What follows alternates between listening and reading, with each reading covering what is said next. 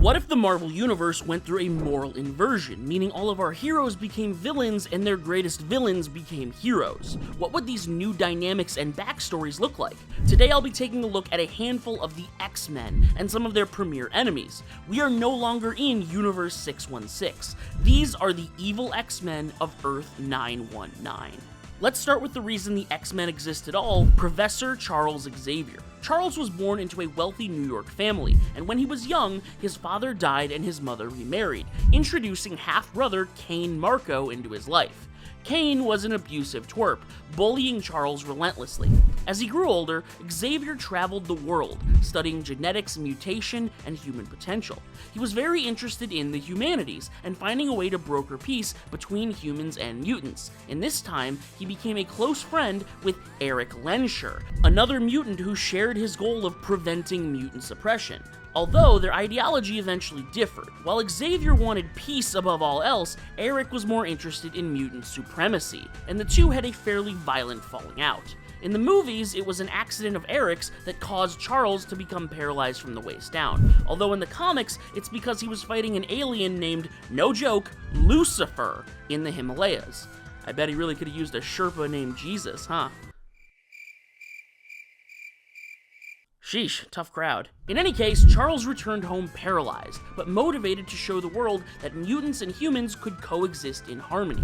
He founded Xavier's School for Gifted Youngsters, a refuge and home for young mutants to come and learn to understand their powers, and the public-facing community service branch, the X-Men. He recruited the original team of Cyclops, Marvel Girl, Iceman, Angel, and Beast, using a telepathy-enhancing machine he built called Cerebro to help locate mutants. The X-Men serve as protectors of the Earth, working to make the public image of mutants better while they work towards their dream of integration. Charles acts as Professor X, their founder and source of strategy and guidance. He's one of the most powerful Omega-level telepaths in the Marvel Universe, able to read and control minds, project thoughts, erase or implant memories, create illusions, astral project, and a whole bunch more. And his range can even spread massively through the use of Cerebro, although it often takes a toll on him to use. Charles is idealistic and optimistic on the surface, inspired partly by Martin Luther King Jr.'s philosophy of nonviolence and coexistence. He did have some controversies though. He has this nagging tendency to mind control people, enact plans in secret, and he was definitely a little too friendly with the teenage Jean Grey. Keep your hands where we can see them, Baldy. But most importantly, Xavier's long rivalry and friendship with Magneto defines much of the X-Men lore. Two sides of the same coin of mutant rights. Peace versus supremacy. So, how do we turn him into a villain? When Charles was a young boy, he was very curious and social, although he suffered some brief bullying from other children at school due to his mutant powers. Once his mother remarried, he was protected from this bullying by his kind and patient older stepbrother, Cain Marko. Charles appreciated Cain's protection, but wondered why his mother and brother could love him while others feared his mutant powers. He decided at a young age that peace between the two groups must be possible. He just needed to find out how. So he traveled the world looking for answers, eventually forming a strong friendship with Eric Lensher as they worked to improve mutant relations together. Charles ended up joining a brotherhood founded by Eric that gave mutants opportunities to use their power for good, and Charles enjoyed this, believing they may have found the answer to brokering peace through serving others. But that all changed one fateful day, when the Brotherhood was alerted to an armed conflict forming around Cuba. American and Soviet forces preparing to fight in the proxy location. Eric wanted to evacuate the Cuban citizens who would be hurt in the crossfire, but the US military commanded the Brotherhood not to interfere. Charles agreed with the Americans, choosing not to engage, leaving Eric to disobey and enter the fray alone. As it would later turn out, there was another mutant on the battlefield, one whose power ended up activating due to Eric's interference. It triggered an enormous explosion, wiping out every American, Soviet, and Cuban in the area. The backlash of hatred against mutants was enormous. While Eric barely survived, Charles had nothing to say to him. He'd made up his mind. They should have listened to the government. The only way to ensure peace is through compliance. Charles approached the US military with a proposition: form a division of mutant soldiers who serve the state, to help enforce compliance from every other mutant in the world, all to prevent more tragedies like in Cuba. He constructs a machine using government technology to help him locate these mutants, Cerebro. But in order to increase his range to its maximum potential, he has to surgically implant the system into his brainstem. He's warned about the dangers of this procedure by his chief scientific officer, Dr. Hank McCoy, but he pushes forward anyway. The surgery is a success, and his psychic reach can now extend across the whole planet. But he was paralyzed from the neck down in the process. Now a living tool for the state, he's become Director X. As the director, Charles never leaves the division compound. Like a living computer, he constantly scans the world for mutants, foregoing food, sleep, and socialization, all fueled by his guilt and fear. He becomes the head of the X division, and begins recruiting young mutants and training them to also believe that peace is only found through order, and complying with non-mutants' demands. He and his agents end up committing heinous war crimes and egregious human rights violations as they wage war against the Free Mutant movement, but it's all in the name of peace. And while their technical name is the X Division, everyone knows them better by their nickname, the Sentinels. Pretty dark, so how about we take a look at his greatest enemy? Magneto, real name Max Eisenhardt, was born in the late 1920s to a Jewish family in Nuremberg, Germany. He grew up through Nazi occupation, and his family was sent to Auschwitz, and while they all died, Max managed to survive as one of the working prisoners. It was during this horrible time that his mutant powers first manifested, and he was able to tear open one of the metal gates and escape. He then changed his name to Eric Lenscher as a way to hide his identity, and married a woman named Magda, with whom he had 2 twins, Wanda and Pietro. He could never find peace though, his life constantly disrupted by bigotry, either for his Jewish heritage or his mutant biology. For a time, his anger was tempered by his friendship with Charles Xavier, who also wished to solve the feud between humans and mutants. But over time, their philosophies diverged sharply. Magneto founded the Brotherhood of Evil Mutants as his militant answer to human oppression. I know, marketing was clearly not his strong suit. Driven by his mantra, never again, he commanded the Brotherhood to commit acts of terror, each in the service of his goal to establish mutant dominance, so that his people would never have to suffer how he did. Magneto is also an Omega-level mutant, with mastery over the entire electromagnetic spectrum.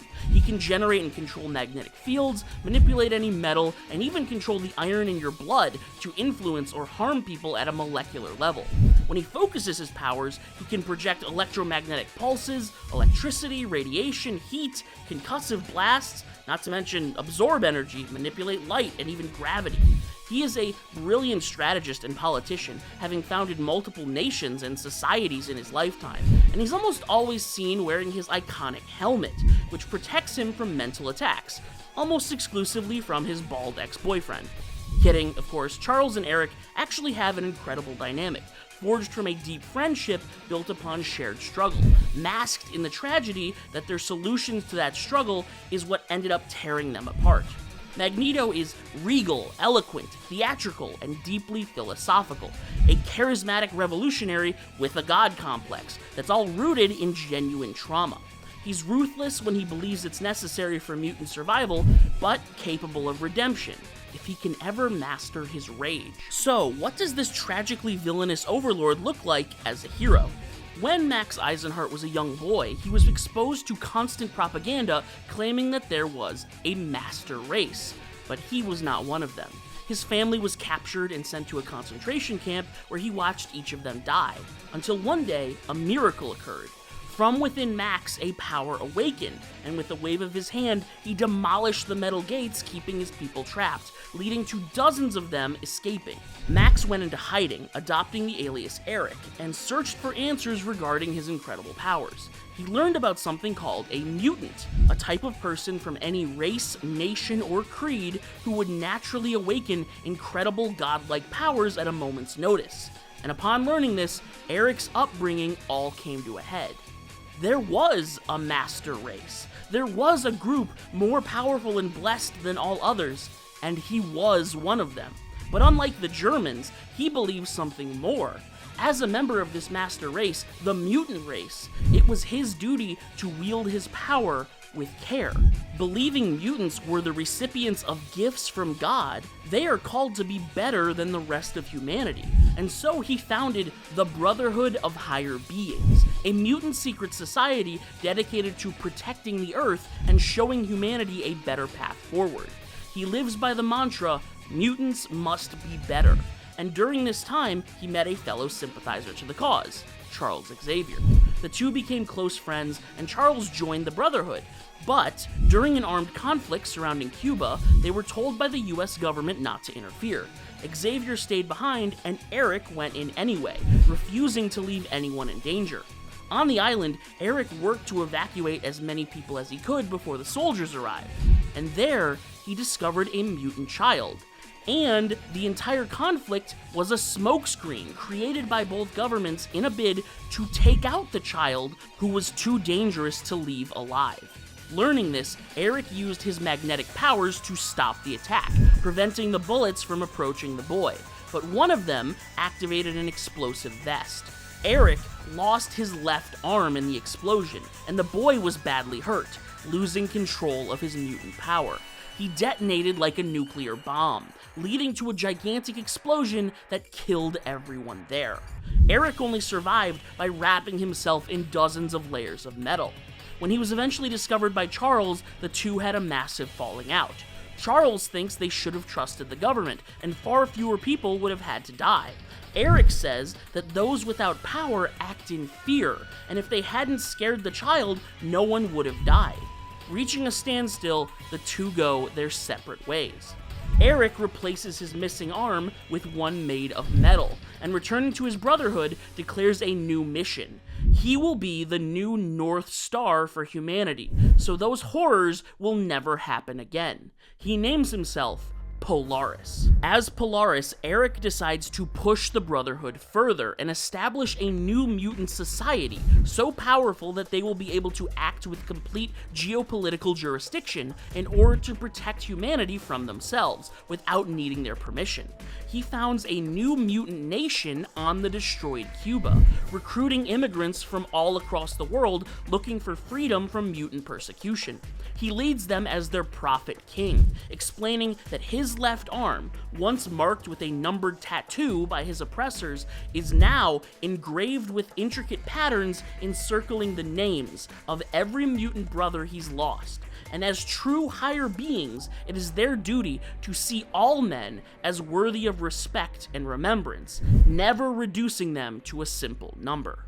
Yo, did you like my spin on Professor X and Magneto? Then you'll probably like to see how I inverted Daredevil and Kingpin, or Captain America and the Winter Soldier. I covered all these characters and more in my first two Marvel 919 videos. Definitely go check those out after you finish this one. Link in the description.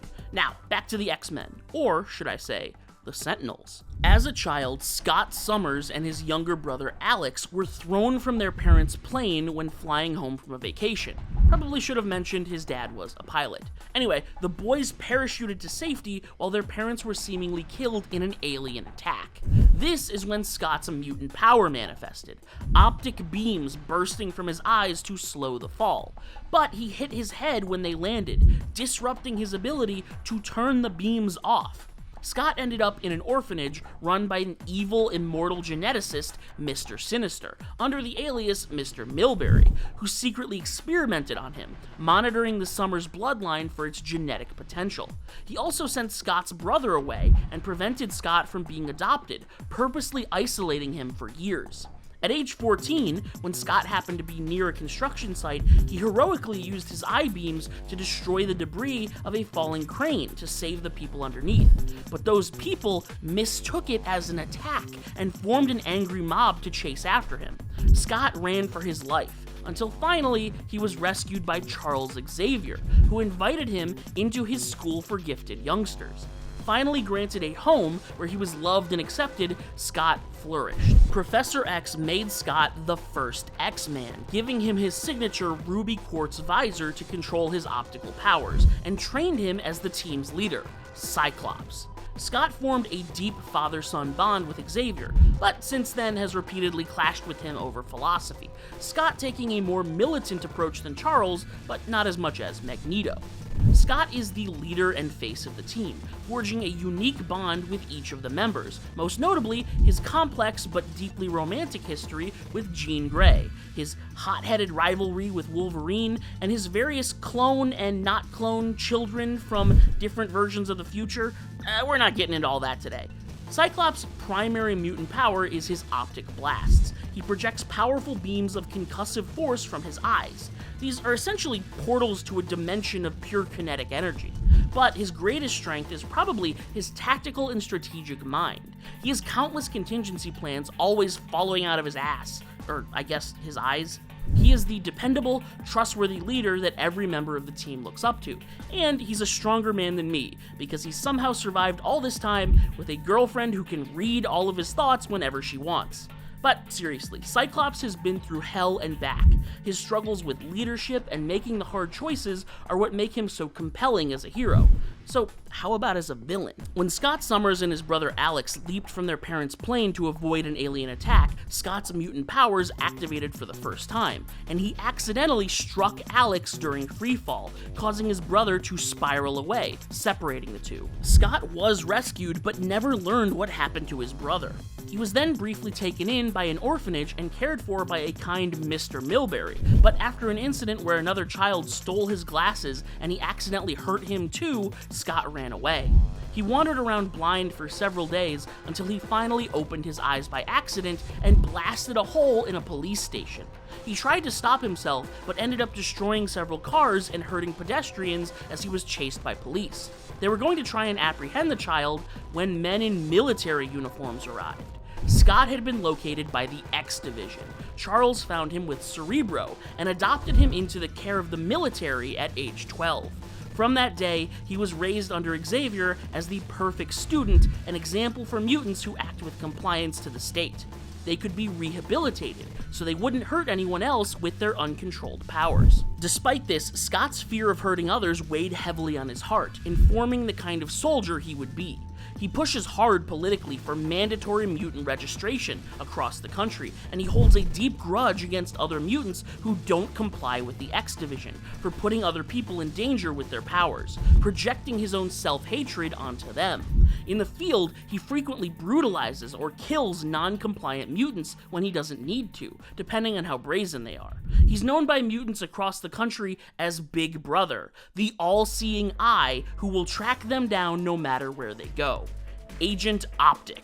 As lead agent of the X Division, Scott trains all new recruits and is in charge of strategy and tactics. He's particularly kind to mutants who willingly join the program or register with the government by choice. But if a mutant is captured, he will put them through grueling hazing before their training and send them on missions they're ill-equipped for. At his core, he has a deep respect for Director X, who showed him a path to order and safety and acts as his right hand. He also has a deep bond with his fellow agent Jean Grey, but we'll get to her later. Right now, we need to flip another villain, and I have the perfect one in mind. That's right, he's the Juggernaut, bitch! Cain Marko is the stepbrother of Charles Xavier. After suffering years of abuse at the hands of his alcoholic father, Cain was brought into a family where his new brother Charles was the golden child, excellent in academics and athletics. He received all the praise from both of their parents, which made Cain develop a brutal resentment and hatred for Charles. He took out this hatred through bullying, but his anger never went away as he grew older.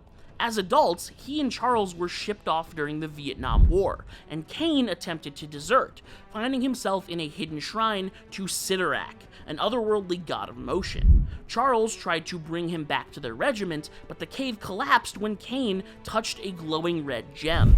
Charles managed to escape and presumed Cain had died, but in reality, he was transformed by the gem into an avatar for Cyttorak, a living juggernaut. blessed with infinite stamina, invulnerability, super strength, and the power of momentum. Whenever he begins to move in a direction, no force is powerful enough to stop him. Not even magic, physics, or the irresistible allure of a Wendy's 4 for $4. Huh? What? What do you mean it's $6 now? Are you serious? That is total bullshit. Using his new powers and a helmet he fashioned to prevent psychic attacks, Kane traveled to the X-Mansion to get revenge on Charles, battling the X-Men in an attempt to kill his stepbrother for good. From there, Juggernaut became a mainstay X-Men villain, his incredible power and bitter jealousy fueling him to fight against them for decades. His only real weakness is to psychic attacks, or perhaps removing him from the ground so he can't start running. But other than that, he truly is the living definition of an unstoppable force, which I couldn't be more excited to invert. When young Kane Marco's abusive father married the mother of Charles Xavier, Kane took it upon himself to protect his new brother. After struggling for years, he didn't want anyone else to have to suffer as he did, hopelessly standing up to his father, and later, the various bullies who attempted to target Charles for his mutation. Because of this, the two were always close, although Charles harbored some feelings of inferiority, annoyed that a normal kid without mutant abilities needed to solve his problems for him.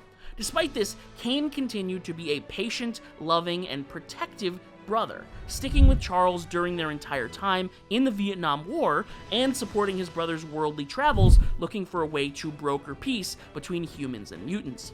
Kane was even initially sympathetic when Charles joined the US government to form the X Division, but that all changed when he saw several of their agents violently apprehending a pair of mutant teenagers who refused to register. He instinctively stepped in to protect them, but found himself frozen in place, as for the first time, Charles used his mental powers through Cerebro to control Kane and prevent him from interfering. Realizing his brother had become the bully he always tried to protect him from, Kane set out to find a way to talk to him. He traveled all over the world, looking for the strength he would need to resist Charles' mind powers and enter the X Division compound. Eventually, he discovered it. Not the Temple of Sidorak, but the Book of Vishanti. And using it, he called upon the powers of the three gods of light magic, Ashtar, Agamotto, and Hogarth, to transform him into an immovable object. To get his brother back, Kane Marco became Aegis. While Juggernaut is derived from Sanskrit, meaning Lord of Motion, Aegis comes from Greek, the legendary shield of Zeus and Athena. With this power, no force can act against him. He cannot be knocked down, he's completely invulnerable, and even universal forces like gravity can't pull him down, meaning he can walk through the air with ease as he's attacked from all sides. And most importantly, Aegis cannot be affected by telepathy. The trade-off is that he's not very fast or agile. His strength and durability are needed because he's a very obvious target. With these new powers, Kane walks straight into the X Division, shrugging off bullets and attacks from all sides, including the blasts of Agent Optic. But when he finds Charles, now the horrifying Director X, Kane learns that he cannot get through to his brother anymore. Charles is completely dedicated to acting with the will of humanity, so Kane changes his strategy. He decides to become a hero. As Aegis, he can use his power to protect people from the X Division, but also sway their hearts and minds. If he can convince enough of humanity that mutant kind does not need to be repressed, then Charles would have no choice but to follow their will. Kane plants himself as an immovable object, his very presence splitting the tides of public opinion, all in an effort to save his brother. And why don't you plant yourself firmly as one of my subscribers? Or be like Juggernaut and smash through that like button. That's the only way I know you want to see more content like this in the future. Want to see me invert Wolverine, Rogue, Emma Frost, Deadpool? Then hit those frickin' buttons. Alright, I promised you Jean Grey, so here we go. When Jean was a child, she witnessed her best friend get hit by a car and die in front of her. In this moment, her mutant powers activated violently, and she formed a psychic connection with that friend in the moment of her death, experiencing it from inside her mind. All the fear, confusion, and pain, Jean felt it all, along with the grief of losing her friend. This completely overwhelmed the girl, and she became practically catatonic, as she was unable to separate other people's thoughts from her own, leaving her in a permanent psychic overload.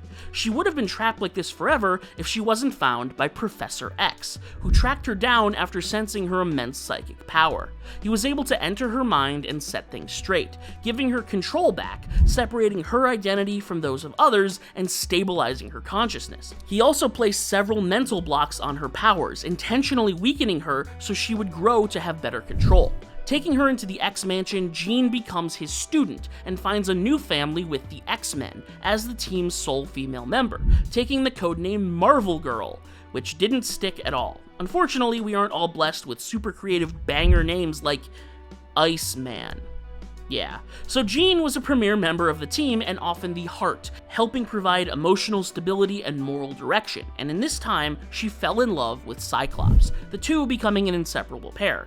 Well, until years later, during a desperate return from a space mission, the X-Men shuttle was critically damaged and caught in a lethal radiation storm. Jean volunteered to sacrifice herself and pilot it through the flare to save her teammates. As her body began to fail, a cosmic entity known as the Phoenix Force, an immortal manifestation of life, rebirth, and universal power, intervened. It bonded with Jean, preserving her life and transforming her into the Phoenix. She emerged reborn with new godlike powers and even managed to prevent the entire universe from collapsing. Since then, Jean has been through a lot. She was corrupted by the Hellfire Club and turned into Dark Phoenix, ate a star and then blew up a solar system, but then she got a stern talking to by the X-Men and the Avengers on the moon, realized her oopsie, and blew herself up as an apology.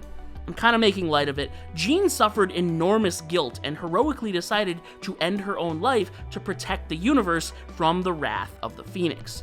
And while it was later retconned that this was a psychic clone and Jean came back, the point is that she is a being of rebirth. Despite her original powers awakening from experiencing death and her evolution into a goddess wrapped up in her own passing, she always acts as a force for life, and like a phoenix, will rise from the ashes every time she's burned down. Now let's flip all that on its head.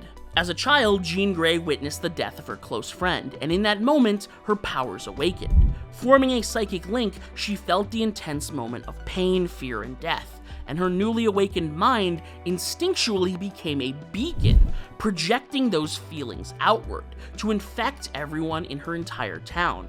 Chaos erupted as death spread like a wave, people dying in accidents and taking their own lives. Even all of Jean's family died in the psychic explosion.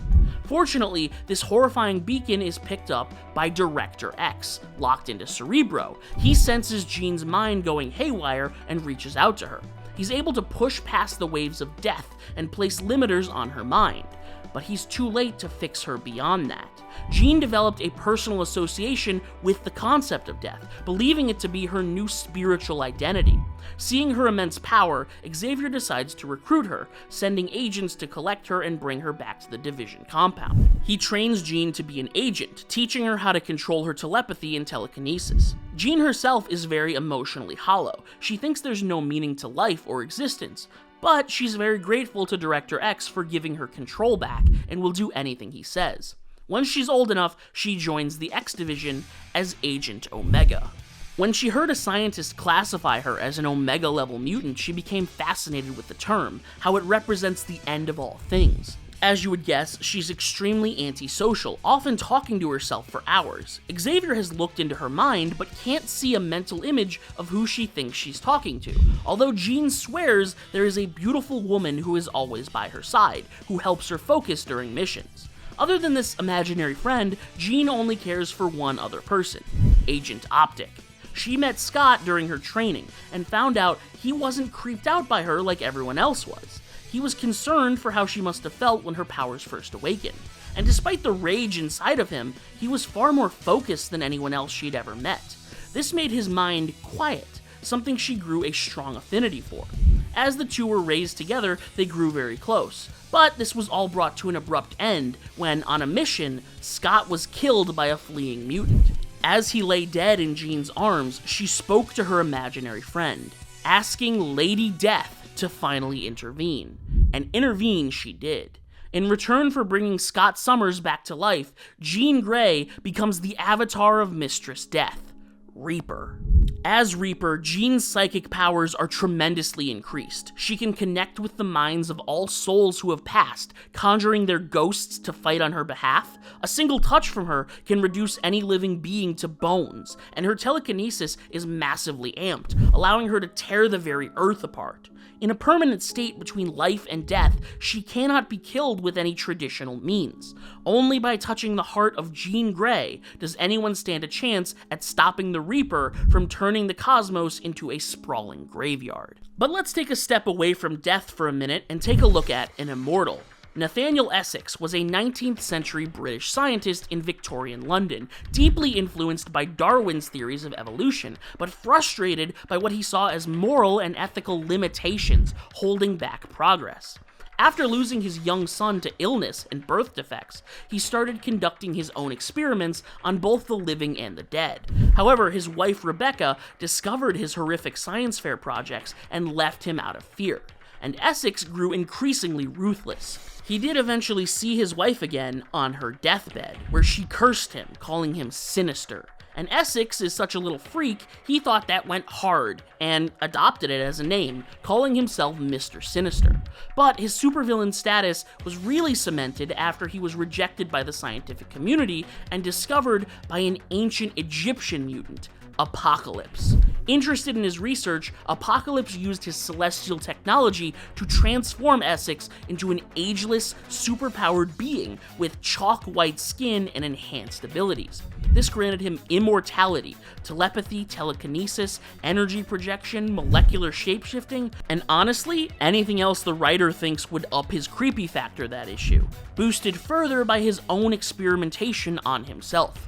Over time, Sinister created various clones of himself, and followed multiple different mutant bloodlines, studying their genetics and experimenting on them. Because of his century-long plans, Sinister acts as a master manipulator rather than a frontline fighter, one of which included the Essex State Home for Foundlings, the orphanage where he briefly raised Scott Summers and experimented on him in secret, along with many other mutant children. Mr. Sinister is a cold, calculating, Victorian formal mad scientist vampire hybrid. He has no ethical qualms, no lines he won't cross. His horrifying crimes against humanity are always draped in a snarky theatrical flair. I mean, why else would he wear this stupid-ass cape? So, how do we transform this evil egomaniac into a hero? Nathaniel Essex was a 19th century British scientist in Victorian London. After losing his young son to illness and birth defects, and seeing his wife go mad from grief and institutionalized, he decided no one should ever lose another child because of a genetic condition. Unable to garner support and funding from the scientific community, he began doing experiments on himself instead, until he found a group of willing test subjects. Nathaniel spent decades offering to help mutants who wanted to be free from their mutations, or find ways to circumvent the more dangerous elements of their powers. But unfortunately, his experiments eventually led to tragedy. One of the tests he ran on himself removed all the pigment from his skin and crippled the structure of his blood cells, turning him anemic. Several of his mutant subjects tried to help him, but he was going to die. Fortunately, fate had different plans. He was rescued by a passing Egyptian mutant with incredible powers and celestial technology. He didn't give his name, but he saved Essex, granting him a much more stable body, which he augmented with advanced alien technology, although his haunting white skin still remained. In return, the stranger only asked one thing: use these new gifts to help heal the world. With these new abilities and technology, Essex was quickly able to cure the genetic disease that had plagued his son. But when he went to locate his wife in the mental institution after all these years, she was on her deathbed. When he told her the good news that no one would ever again die the way their son did, in her delirious state, she finally recognized him. With her dying breath, she said he was like a divine angelic messenger. Essex had achieved his goal, but now left with no son, no wife, and an immortal body. So he decided to do as the stranger instructed, and heal the rest of the world. He adopted the name his wife gave him, becoming Dr. Divine. Diving headfirst into his research, Essex develops all sorts of new medical technology, including a regenerative pulse that can hypercharge cell growth to heal injuries in a snap, like broken bones, cuts, and scrapes, and he keeps a full stock on him of all times of various medicines and antidotes for every kind of poison on the planet. He's primarily a physician for mutants and other superpowered humans, and he moonlights as a first responder superhero himself. While he took an oath to do no harm, he does have his giant celestial tech scalpel for self-defense, and to slash through debris to help save civilians trapped in tight spaces. Dr. Divine is a genius, one of the smartest men in the world, and the only thing bigger than his brain, or his scalpel, is his heart. And you can be smart just like Dr. Divine by joining my channel membership, where you can see videos like this one weeks in advance. Also, it helps pay my bills and for all the sick art I commission for these videos, so please? Alright, next up. Born Aurora Monroe in Harlem, New York, to a Kenyan tribal princess and an American photojournalist, Storm moved to Cairo as an infant. At age 5, a plane crash killed her parents and trapped her under rubble for days, giving her severe claustrophobia. When she eventually escaped, she lived for years as an orphan street thief, eventually learning impressive sleight of hand and survival skills. When she grew into a teenager, she felt a strong desire for family and decided to find her mother's home in Kenya. Unfortunately, she was a teenager and decided the best method was to walk there, through the Sahara Desert, alone, on foot. I think this is what they mean when they say that street smarts do not equal book smarts. Predictably, Aurora collapsed from dehydration and heat exhaustion, and that was when her mutant powers awakened. She called down rain for herself, and surviving, she made her way south, where she brought rain to the various drought-stricken tribes of Africa and was worshipped by them as a goddess. This eventually drew the attention of Professor X, who reached out to her and told her the truth. She wasn't a goddess, but a mutant. And don't you dare type up a comment about how she's actually a goddess. I know, there's a million billion comics out there and things get retconned all the time. I'm recounting the original origin, alright? Can we focus up? Good. Charles explained that as a powerful mutant, she had a moral obligation to help her fellow mutants in the same way she felt called to help her people in Africa. And intrigued by another family she could be a part of, Aurora joined the X-Men as Storm. She quickly became a core member, eventually leading the team after Cyclops stepped down. Over decades, she has served as field leader, teacher, and symbol of mutant resilience. As an Omega-level mutant, Storm possesses atmokinesis, complete control over weather and atmospheric phenomenon. She can summon lightning, hurricanes, blizzards, fog, raise or lower temperatures, fly by manipulating wind currents, and affect weather on a global scale. This incredible power is tempered beneath a regal, serene personality. Storm is very compassionate, like a noble queen. She's deeply connected to nature and values freedom above all else. While her codename is Storm, her disposition is much more like a gentle spring breeze. But what if the tempests start to rage? When Aurora Monroe was orphaned as a child, she held on dearly to the stories her mother once told her about her people in Kenya and their deeply held religious beliefs revering nature. After the accident that kept her trapped beneath rubble for days, she didn't stay in Cairo, instead immediately looking for a way to make it down south to the Serengeti and find her home. She managed to sneak onto a caravan that was making a trip along the Sahara, and even though she was very quickly discovered, the merchants decided to help her instead of turning back and delaying their journey. Aurora eventually found her mother's people and was adopted into the community, learning to become a priestess like her mother. One day, as a teenager, she got in a fight with one of the other girls, and that is when her mutant power awakened. Unbeknownst to her, she summoned a rainstorm and called down lightning, killing the girl in an instant. Aurora was terrified of what she'd done, and her emotions caused a hurricane to form over her. She was only able to calm down when one of the other priestesses told her that she must be a storm goddess, and Aurora found a way to cope with the guilt. She didn't do anything wrong because goddesses can treat mortals however they like. Coping by embracing a cold, detached nature, she reveled in the position of goddess, her pride welling up as the people worshipped her. When another boy in the village developed a mutant power, the people recognized him as a god, but his power was far weaker than Aurora's, and this made her furious. Weaklings shouldn't dare to presume they share the same status as her. She struck down the boy and cemented herself as goddess of the skies, Rain. As Rain, she ruled with an iron fist for years, causing floods and droughts on a whim, until she was approached in a dream by Director X. He'd located her using Cerebro, and thought her incredible power as an Omega-level mutant would make her an excellent addition to his division. But this made Rain furious. She was no mutant, she was a nature goddess. And yet, despite her pride, she respected Director X, whose psychic power was just as incredible as hers. She desired to meet more of these Omega-level deities, and in the same vein, feed her superiority complex against weaker mutants, punishing those false uppity demigods who don't understand their place. She joins the X Division for this reason, joyfully hunting down mutants to find peers and punish weaklings. Rain carries an intense disdain for any mutant weaker than her, and will fly off the handle if you imply she's a mutant herself. But she also holds a deep reverence for any mutant stronger than her, which brings us to our final character. Thousands of years ago, En-Sabah-Nur was born in Egypt and is immediately abandoned by his parents for his strange appearance, his skin marked with blue patterns. He was the Earth's first mutant. The child was discovered by a ruthless warlord wandering through the area and raised to be a member of his band of militant soldiers.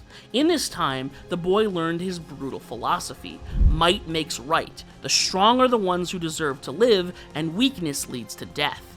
It was during this time that he discovered two things. First, his mutant ability.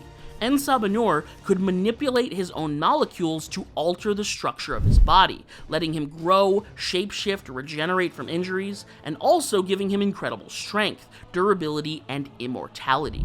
The second thing he discovered, buried beneath the sands from long ago, was a cache of celestial technology, hyper-advanced alien machinery. That's right, those History Channel alien documentaries were actually onto something. He integrated the tech into his body, transforming him into a technomancer with energy projection and hyper-intelligence. As an unstoppable god in a primitive world, he named himself Apocalypse, believing he was a necessary force of nature.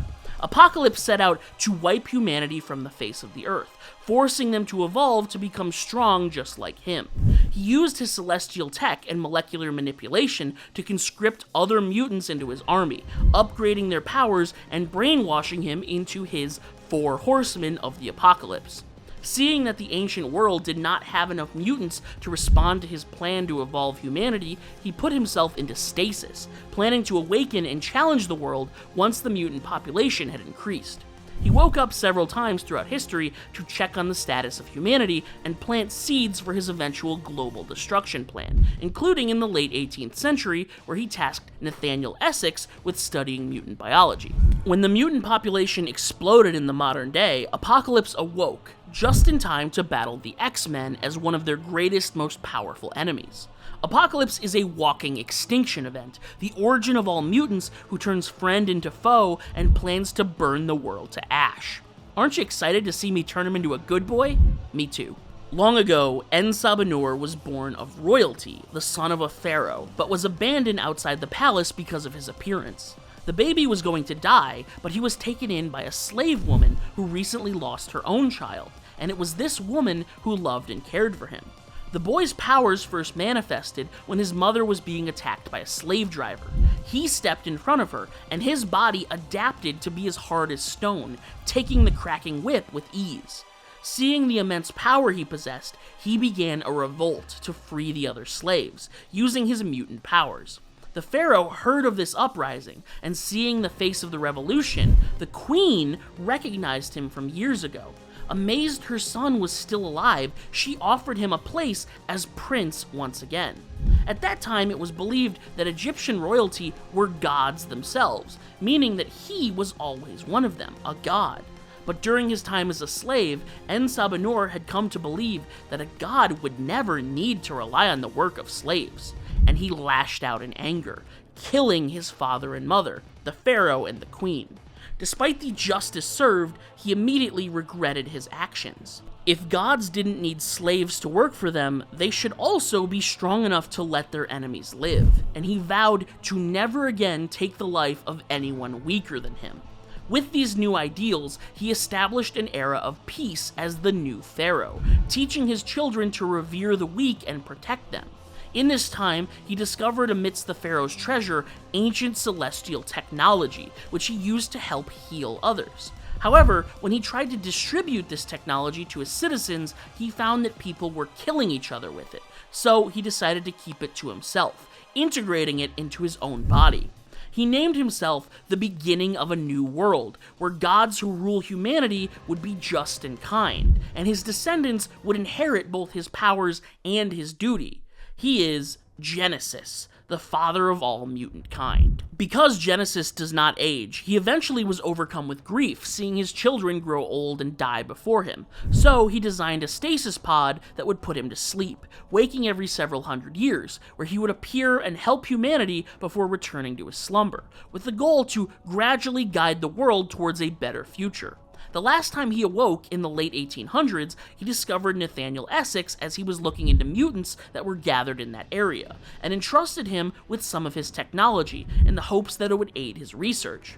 As he awakens in the modern day, he's horrified to find that many of his descendants are killing one another, acting as willing slaves to their government. So, he sets out to put a stop to them. He partners with Polaris, as their ideologies are very similar, and they wage war to secure peace for humanity and mutant kind.